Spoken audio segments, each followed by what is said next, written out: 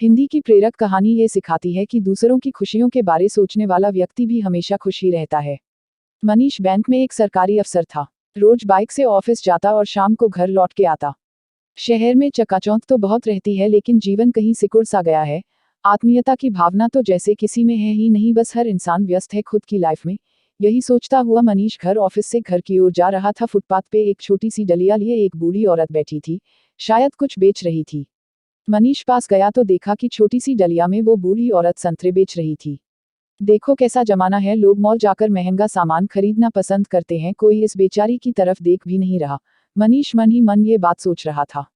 Bike रोककर मनीष बुढ़िया के पास गया, बोला, अम्मा 1 किलो संतरे दे दो। बुढ़िया की आंखों में उसे देखकर एक चमक सी आई और तेजी से वो संतरे तौलने लगी।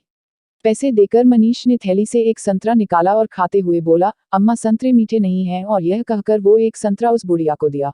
वो संतरा चखकर बोली, मीठा तो है बाबू। मनीष बिना कुछ बोले थैली उठाए चलता बना।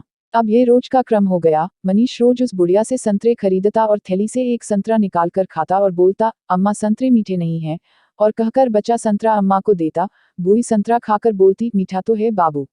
बस फिर मनीष थैली लेकर चला जाता। कई बार मनीष की बीवी भी उसके साथ होती थी, वो ये सब देखकर बड़ा आश्चर्यचकित होती थी। एक दिन उसने मनीष से कहा, सुनो जी, ये सारे संतरे रोज इतने अच्छे और मीठे होते हैं, फिर भी तुम क्यों रोज उस बेचारी के संतरों की बुराई करते हो? मनीष हल्की मुस्कान के साथ बोला, उस बूढ़ी माँ के सारे संतरे मीठे ही होते हैं, लेकिन वो बेचारी कभी खुद उन संतरों को नहीं खाती। मैं तो बस ऐसा इसलिए करता हूँ कि वो माँ मेरे संतरों में से एक खा ले और उसका नुकसान भी न हो। उनके रोज का यही क्रम। पास ही सब्जी बेचती मालती भी देखती थी। एक दिन वो बूढ़ी अम्मा से बोली, ये लड़का रोज संतरा खरीदने में कितना चिकचिक करता है। रोज तुझे परेशान करता है, फिर भी मैं देखती हूँ कि तू उसको एक संतरा फालतू तौलती है, क्यों? बूढ़ी बोली, मालती, वो लड़का मेरे संतरों की बुराई नहीं करता, बल्कि मुझे रोज एक संतरा खिलाता है और उसको लगता है कि जैसे मुझे पता नहीं है, लेकिन उसका प्यार देखकर खुद ही एक संतरा उसकी थैली में फालतू चला जाता है। विश्वास कीजिए दोस्तों, कभी कभी ऐसी छोटी छोटी बातों में बहुत आनंद भरा होता है। खुशियां पैसे से नहीं खरीदी जा सकती। दूसरों के प्रति प्रेम और आदर की भावना जीवन में मिठास खोल देती है। हाँ, एक बात और, देने में जो सुख है वो पाने में नहीं।